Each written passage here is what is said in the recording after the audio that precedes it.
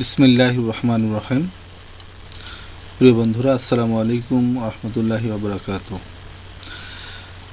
আশা করি সবাই ভালো আছেন। আমি আহসান আমন্ত্রণ জানাচ্ছি কোরিয়ান ল্যাঙ্গুয়েজ বেসিক পার্ট 5-এ। আপনারা ইতিমধ্যে 4 নম্বর টিউটোরিয়ালটি দেখেছেন। 4 এবং 5 এই দুইটি টিউটোরিয়াল অত্যন্ত গুরুত্বপূর্ণ টিউটোরিয়াল। আপনারা যদি এই দুইটি টিউটোরিয়াল খুব ভালোভাবে দেখেন এবং বোঝেন এবং সেই অনুযায়ী প্র্যাকটিস করেন, তাহলে কোরিয়ান ভাষা অর্থাৎ কোরিয়ান লেখা রিডিং পড়তে তেমন কোনো সমস্যা হবে না আমি মনে করি। শুধুমাত্র গ্রামাটিক্যাল ফাংশন ছাড়া এমনিতে নর্মালি রিডিং ইজিলি পড়তে পারবেন।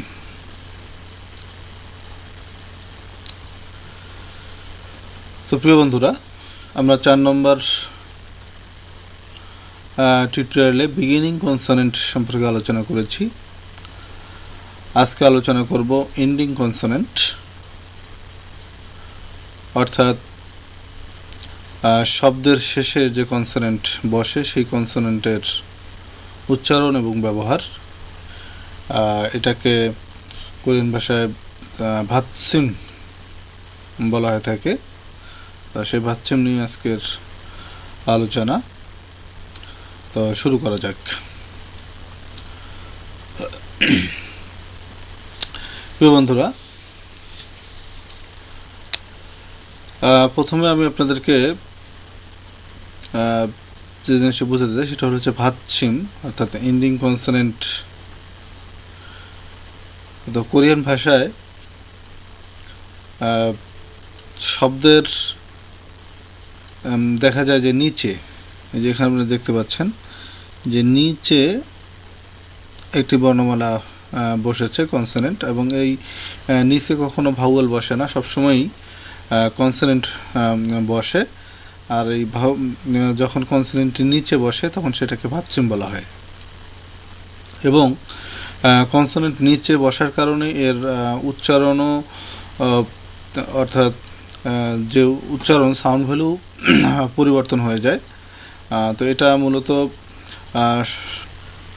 যে কয়টি কনসোনেন্ট রয়েছে এই সবগুলো কনসোনেন্ট সাধারণত 7টি সাউন্ড ভ্যালু রয়েছে 7টা গ্রুপে। এখানে গ্রুপগুলো আমি আপনাদেরকে দেখাচ্ছি। যেমন এখানে হচ্ছে যে গিয়ক, সাংগিয়ক এবং খিয়ক, এই 3টি বর্ণ, 3টি কনসোনেন্ট, যেটি মানে যখন ভাতসিম হয় অর্থাৎ নিচে বসে তখন এটার উচ্চারণ ক হয়। যদিও আলাদা আলাদাভাবে গিয়ক এবং সাংগিয়ক এবং খিয়কের উচ্চারণ ভিন্ন ভিন্ন রয়েছে, কিন্তু যখন এটা ভাতসিম হিসেবে ব্যবহার হবে তখন এটা মূলত ক উচ্চারণ হবে। যেমন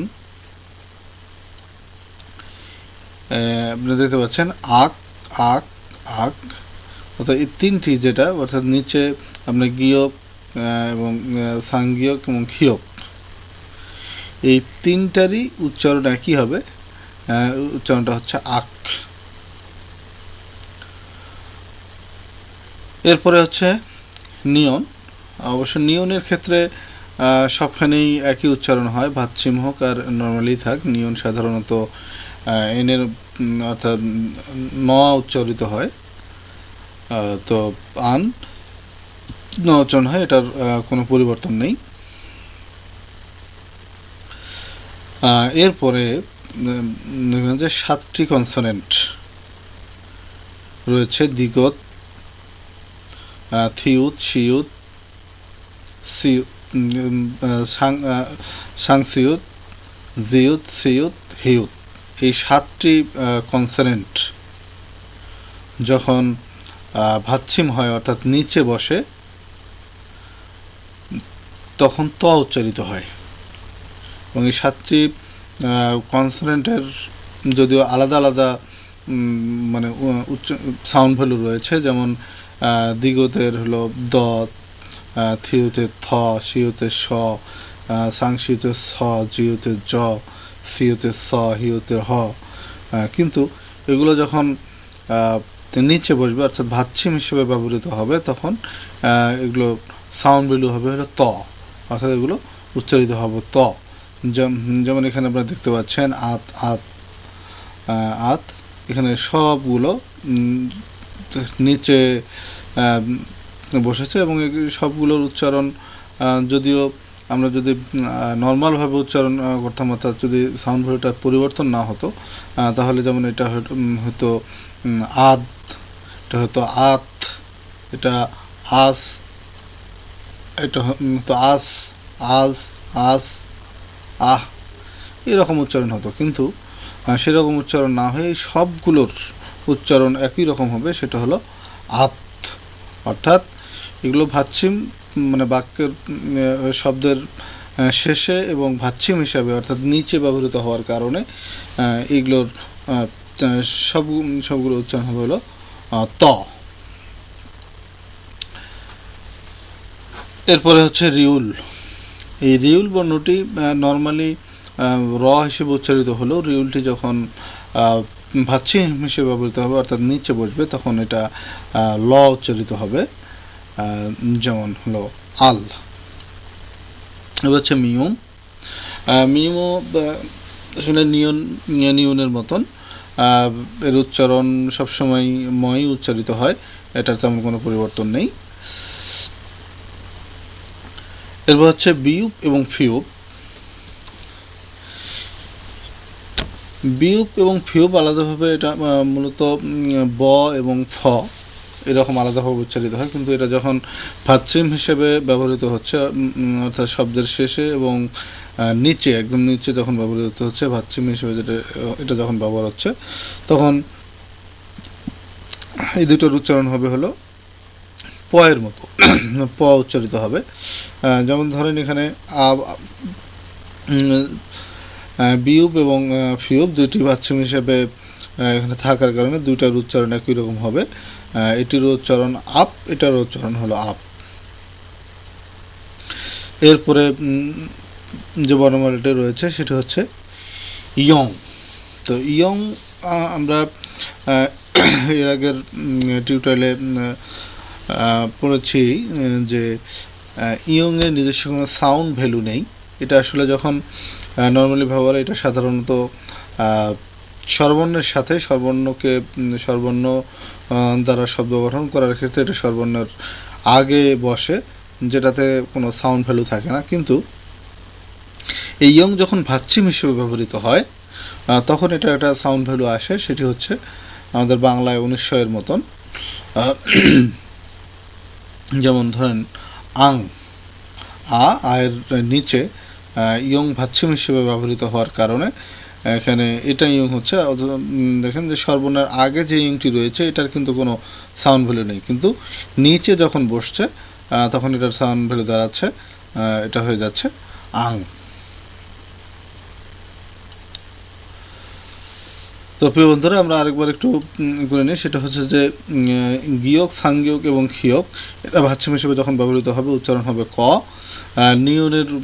নিয়ন ভাচ্ছিম হিসেবে ব্যবহৃত হলে উচ্চারণ হবে ন। এবং দ্বিগত, থিয়ত, শিয়ত, সাংশিয়ত, জিয়ত, সিয়ত, হিয়ত এই কয়টি যখন ভাচ্ছিম হিসেবে ব্যবহৃত হবে তখন এগুলোর উচ্চারণ হবে ত। রিউল ভাচ্ছিম হিসেবে যখন ব্যবহৃত হবে তখন এর উচ্চারণ হবে ল। এবং মিউম যখন ভাচ্ছিম হিসেবে ব্যবহৃত হবে তখন এর উচ্চারণ হবে ম। এবং বিউপ, ফিউপ এটা এই দুটি যখন ভাচ্ছিম হিসেবে ব্যবহৃত হবে তখন এই দুটিরই উচ্চারণ হবে প। এবং ইয়ং ভাচ্ছিম হিসেবে ব্যবহৃত হলে উচ্চারণটা হবে 1900 এর মতন।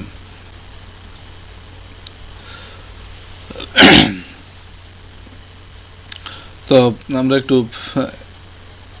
আরেকটি ব্যাপার এখানে রয়েছে, সেটা হলো যে ভাচ্ছিমে যখন ডাবল কনসোনেন্ট থাকে সেক্ষেত্রে একটা উচ্চারণের নিয়ম রয়েছে। যেমন এখানে দেখতে পাচ্ছেন যে গীয়কার আগা এবং নিচে ভাচ্ছিম হিসেবে বিউপ এবং শিউত দুটি বসেছে, সেক্ষেত্রে এভাবে যখন ব্যবহৃত দেখা যায়, কিন্তু উচ্চারণটা দুটি কনসোনেন্টের হবে না, একটি কনসোনেন্টের হবে। যেমন এটার উচ্চারণটা হবে হলো খাপ। আরও যেমন হচ্ছে এখানে রয়েছে নিচে ভাচ্ছিম হিসেবে গীয়ক এবং শিউত দুটি বসলেও এটার উচ্চারণটা মূলত উচ্চারণ যখন হবে তখন উচ্চারণটা হবে হলো নাক, অর্থাৎ শুধু গীয়কের উচ্চারণ হবে। আমরা এর আগে দেখলাম যে গীয়ক ভাচ্ছিম হিসেবে যখন উচ্চারিত হয়, অর্থাৎ ভাচ্ছিম হিসেবে যখন ব্যবহার হয় তখন সেটা কয়ের উচ্চারণ হয়। তো একইভাবে এখানে নাক উচ্চারণটা হবে হলো নাক, এখানে শিউতের উচ্চারণ হবে না। একইভাবে এখানে রিউল এবং গীয়ক দুটি ভাচ্ছিম হিসেবে একসঙ্গে রয়েছে, কিন্তু এক্ষেত্রেও এখানে রিউলের উচ্চারণ হবে না, উচ্চারণ হবে হলো গীয়কের উচ্চারণটা হবে ধাক। এখানে একটি বিষয় এখানে একটু ভিন্ন রকম দিতে পাচ্ছেন যে এখানে নিচে রিউল এবং বিউপ ভাচ্ছিম বসেছে এবং রিউল বিউপের পরে আবার দা আসার কারণে, অর্থাৎ বিউপের পরে দা আসার কারণে এখানে বিউপ এবং দা দুটা মিলে এখানে উচ্চারণটা হবে হলো তা, অর্থাৎ নিচে রিউলটা ঠিক থেকেছে, এখানে উচ্চারণটা হচ্ছে নল তা, অর্থাৎ বিউপটা উজ্জ্ব হয়ে যাচ্ছে এবং যে দা ছিল বিউপটা উজ্জ্ব হয়ে যাওয়ার কারণে এই দায়ের উচ্চারণটা হয়ে যাচ্ছে হলো তা, উচ্চারণটা হচ্ছে নলতা।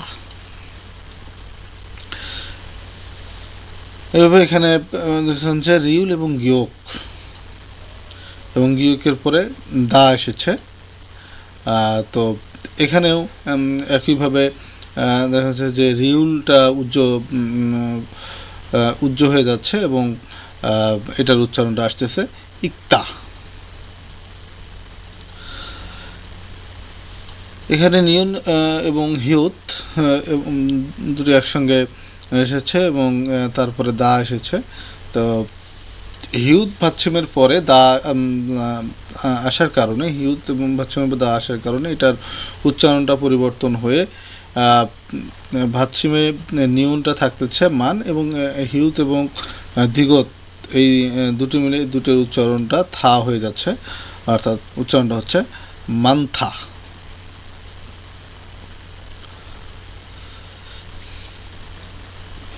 তো বন্ধুরা, আমরা কিছু উদাহরণের জন্য বোঝার জন্য কিছু এখানে শব্দ একটু আমরা দেখে নিই একটু পড়ার জন্য। যেমন এটা হচ্ছে এসেছিল স্যাক,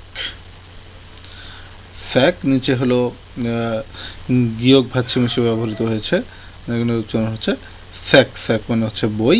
এটা হলো বাক বা বাক মানে হলো বাহিরে, হচ্ছে নুন, নুন এখানে হচ্ছে নিয়ন ভাচ্ছিম নুন, নুন মানে হলো তুষার, এখানেও নিয়ন ভাচ্ছেন সান, সান অর্থ হচ্ছে পাহাড়, হচ্ছেন ও এবং নিচে হলো ভাচ্ছিম হিসেবে ব্যবহৃত হয়েছে হলো শিউত। এখন আমরা এর আগে দেখেছি যে শিউত হলো ভাচ্ছিম হিসেবে ব্যবহৃত হলে এটার উচ্চারণ হবে তয়ের মতন, যার কারণে ওস না হয়ে এটা উচ্চারণ হবে ওত, ওত, যেটা অর্থ হচ্ছে কাপড়। একইভাবে এখানেও হচ্ছেন যে হলো সাংগিয়ক, সাংগিয়কের নিচে ভাচ্ছিম হিসেবে এখানে সিয়ত ব্যবহৃত হয়েছে, যদিও এটা কোস উচ্চারণ হওয়ার কথা, কিন্তু সিয়ত ভাচ্ছিম হওয়ার কারণে এটার সাউন্ডগুলো চেঞ্জ হয়ে উচ্চারণ হয়ে গেল তয়ের উচ্চারণ, যার কারণে এটার উচ্চারণটা হচ্ছে কত, অর্থাৎ ফুল। এবার হচ্ছে এখানে রিউল ভাচ্ছিম হিসেবে ব্যবহৃত হয়েছে বিয়ল, রিউল ভাচ্ছিম হিসেবে ব্যবহার কারণে রিউলের উচ্চারণ র না হয়ে ল হচ্ছে বিয়ল, বিয়ল মানে হচ্ছে তারা। এটিও রিউল ভাচ্ছিম হিসেবে ব্যবহার করেন র না হয়ে লয়ের উচ্চারণ মিউম আ, আর হলো রিউল ভাচ্ছিম মাল, মাল মানে হচ্ছে ঘোড়া। এইভাবে এখানে হচ্ছে মিউম তো একই উচ্চারণ জানেন, সাম, সাম মানে হচ্ছে 3। তারপরে এটা হলো এখানে যে কিছুক্ষণ আগে যে বিষয়টা আলোচনা হলো সেটি হলো যে নিচে ডাবল কনসোনেন্ট রিউল এবং গিয়ক। তো রিউল এবং গিয়ক থাকলে রিউলটি উজ্জ হয়ে যাবে এবং উচ্চারণটা হবে হলো ধাক, মানে হচ্ছে মুরগি। এরপর প্রিয় বন্ধুরা, সেন্টেন্স রিডিংয়ের ক্ষেত্রে একটু মানে পরিবর্তন রয়েছে, এটা একটু জানা দরকার। সেটা হচ্ছে অর্থাৎ ভাচ্ছিমের পরে যদি কোনো যদি কোনো কনসোনেন্ট থাকে না, ভাচ্ছিমের পরে যদি কোনো ভাউয়েল আসে, অর্থাৎ শব্দের মধ্যে যখন ভাচ্ছিম থাকবে এবং ভাচ্ছিমটার পরে অর্থাৎ নিচে কনসোনেন্টের পরে যখন ভাউয়েল থাকে তখন সেই ভাউয়েলের টা হলো কনসোনেন্টটা ভাওয়েল রূপান্তরিত হয়ে একটা উচ্চারিত হয়, সেটি আমরা এখানে আমরা একটু দেখাচ্ছি। সেটা হলো যেমন এখানে ভাব এবং উল, নিচে এখানে বিয়োগ ভাচ্ছিম হিসেবে রয়েছে এবং এরপরে উ ভাওয়েল রয়েছে। এই দুটি মিলে ভাব প্লাস উল দুটি মিলে উচ্চারণটা আসবে মূলত হচ্ছে ভাবুল। যদি শব্দটা হচ্ছে এটি, শব্দটা মূলত এইভাবে লেখা হয় না, শব্দটা লেখা থাকবে এভাবে, কিন্তু উচ্চারণের সময় অর্থাৎ এখানে বিয়োগ ভাচ্ছিমটা এখানে যে ইয়ং রয়েছে ইয়ংয়ের জায়গাটা দখল করবে। আমি আপনাদের একটু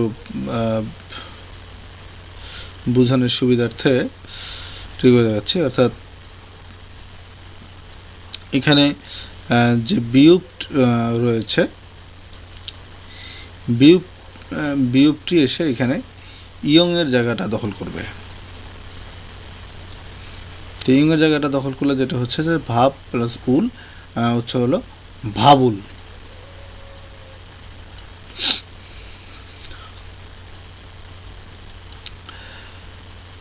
একইভাবে এখানে দেখেন মক, অ আর ইও, এই তিন সিলেবাল এটি একটি শব্দ। এখানেও ভাচ্ছিম কনসোনেন্ট, ভাচ্ছিমের পরে একটি ভাওয়েল রয়েছে বা অভাওয়েল।